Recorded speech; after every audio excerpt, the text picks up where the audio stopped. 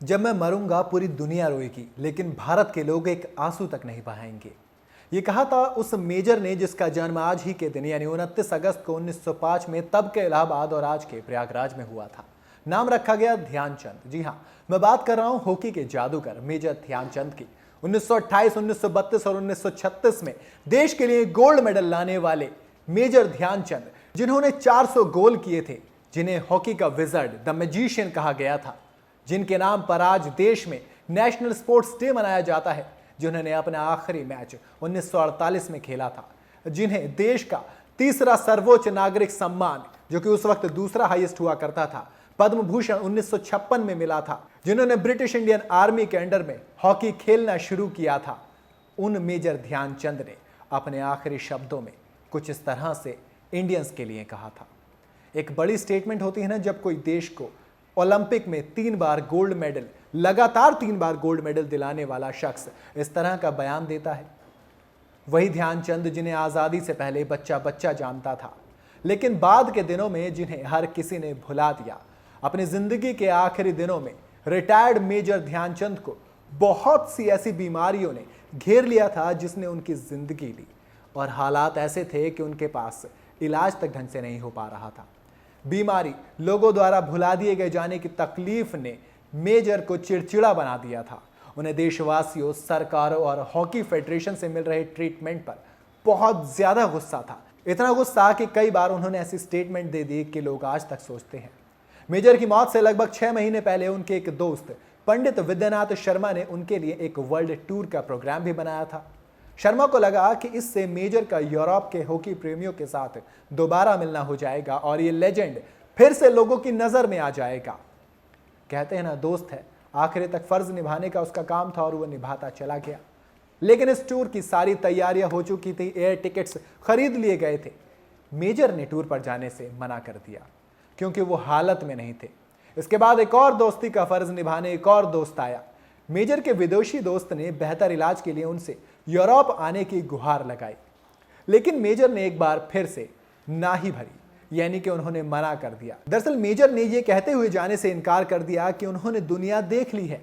फिर आया साल 1979 का।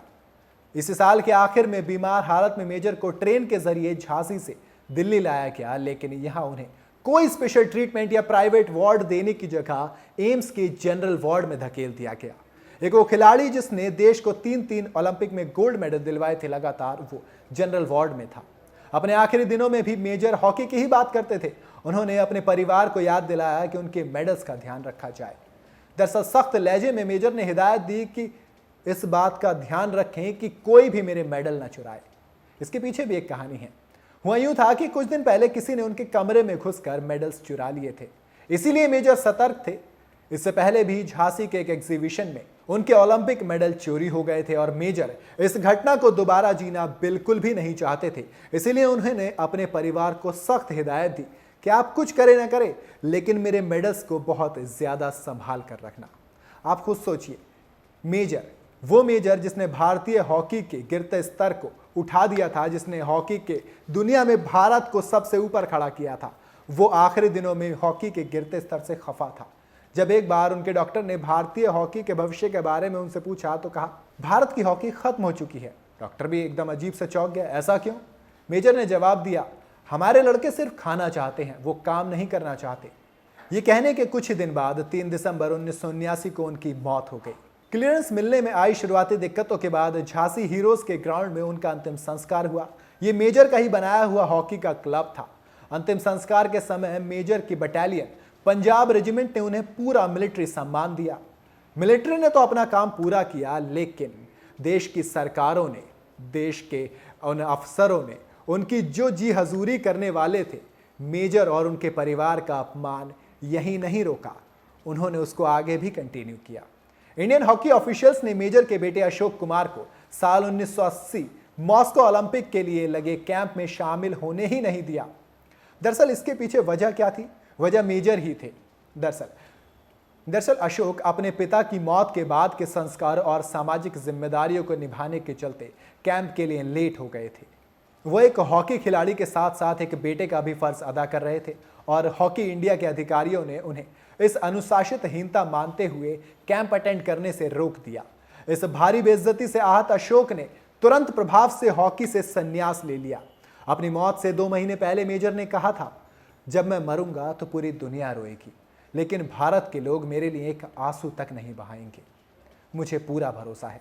अब उनके भरोसे पर सरकार और सरकार के लोग और देश की जनता कितनी खरी उतरी, ये आप मुझे बताइए।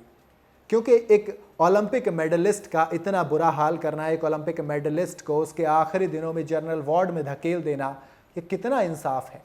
जब ब्रिटिश आर्मी का रूल था तब वो मेजर इंडिया के लिए ओलंपिक में गोल्ड मेडल ला रहे थे, तब उनकी वाहवाही थी, देश का बच्चा बच्चा उन्हें जानता था। लेकिन जब देश में अपनी सरकार आई, जब देश आज़ाद हुआ, तो आज़ादी के बाद लोगों को ऐसा क्या हो गया कि वो इस ओलंपियन को भूल गया। आज बड़ी बड़ी मूर्तियों के साथ लोग फोटो खिंचवाते हैं।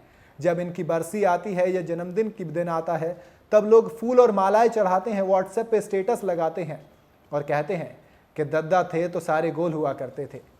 लेकिन क्या हुआ उस सम्मान का जो उन्हें मिलना चाहिए था? क्या हुआ उस भरोसे का जो मेजर को था? आपको क्या लगता है कि क्या उनका भरोसा आज वही है? क्या आज वही हो रहा है जो मेजर ने कहा था? मुझे कमेंट में ज़रूर बताइएगा। वीडियो अगर आपको पसंद आई हो तो इसे लाइक और शेयर ज़रूर करें और जाते जाते चैनल को सब्सक्राइब करना बिल्कुल ना भूलें।